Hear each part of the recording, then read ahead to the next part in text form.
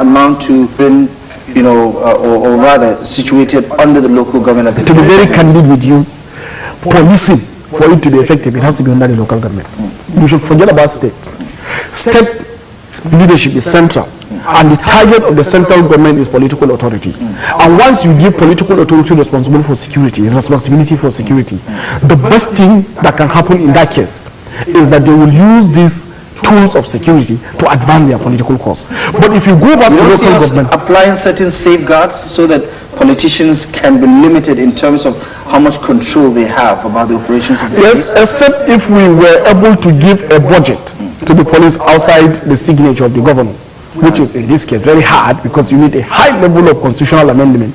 That is not going to be possible. The whole thing is around money. Anybody that signed the check control the network. So if you allow the governor to still give them money and then ask him by law to stay away, the governor will not agree. You've seen the case that happened in Lagos State when the police commissioner, or I think it's even an ASP, was there about this Magodo crisis. And when the governor confronted him, he said, you have to talk to the top. So these are the kind of issues. Why? Because the police now are at the top. So this is the kind of scenario that we play at the local government level.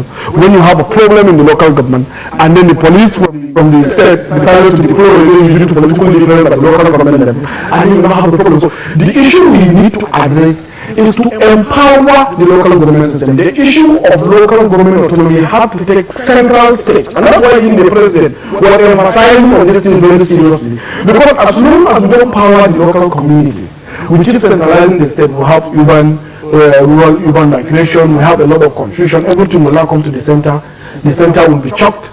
And at the end of the day, once you have a choke at the center, you know what happens when so many people are trying to climb the same ladder. It crash. So this is the situation where we're heading to. So we need to decentralize local government and put security under the local government. Right. And you think the NFIU guideline is a step in the right direction? While we have so many states implementing it, given this local government financial autonomy, there's been some irregularities in other states where this particular guideline is not being followed. And for most people, this financial autonomy is a step in the right direction, where the local government can begin to, take back control away from the emasculation of state governors. Strangely, local government have a lot of constitutional control. Like all motor parks are supposed to be under the local government. About 60 the most taxes? Yes, 67% of the roads in Nigeria is under the local government. The only problem we have is political control. The politicians decided to control who becomes the local government chairman because of the state electoral commission. That empowers them to choose who should be there, and then to using INEC as some of the party instruments, and to be able to exert control onto the local government. Cut this. If the law cannot cut it because the law is already there, all what is required is just enforcement. The local population in their local government need to be demanding result from the local government elected officials. If they are not giving them the result, they should betray the governor, and not betray, they should elect the governor's choosing candidate and elect somebody that will listen to them.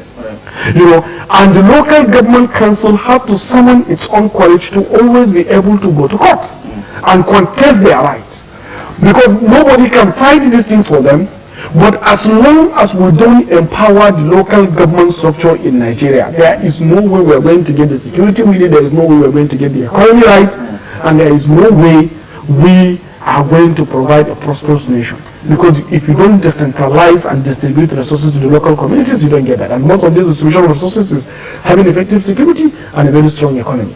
All right, we get to talk about that and expand further, plus the Electoral Amendment Act, which the President also said he's going to take a look at the reworked version if submitted to him by the National Assembly in a couple of weeks' time, hopefully when they resume plenary. Plus, also take a look at the economy and the sluggish recovery that has been occasioned by the COVID-19, which is a global phenomenon, as well as the 2023 election, which is just around the corner.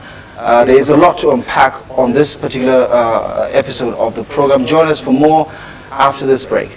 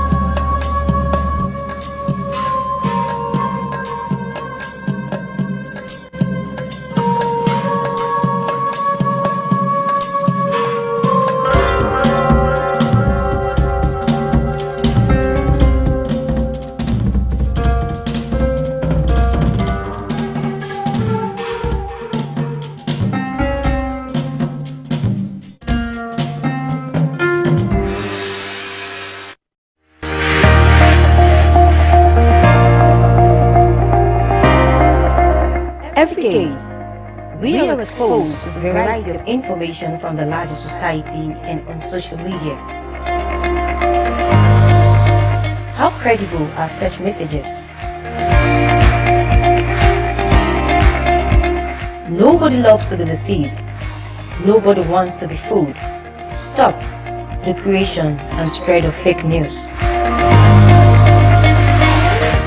Don't be in a hurry to share messages. Verify facts and source before spreading. Fake news is harmful.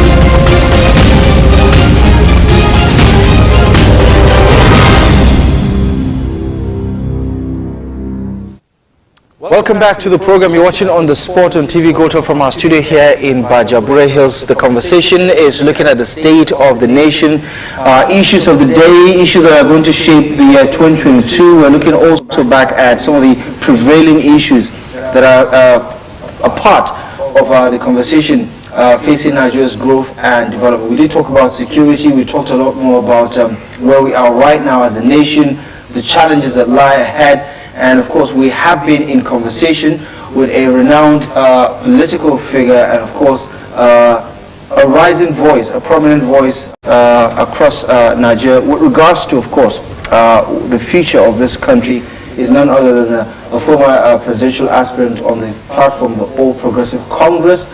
Is also the founder and CEO of IPI Solutions. Adam Garba II has been a part of this conversation, helping us unpack some of these issues with his insights and analysis. Before the break, we were talking about some of the issues that legislation can help solve, new legislations. Let's talk about the Electoral Act amendment that was rejected by President Muhammadu Buhari just before the year ended in 2021. Your thoughts on the issues around it, because granting the recent interview, the president talked about how he's willing to take a look at a reworked version, a revised version of it. Your thoughts on this particular amendment, what it stands to do when implemented, or if at all the president is assents to it eventually when it's sent back to him. The content, in your view, and what it can do to help add value to not just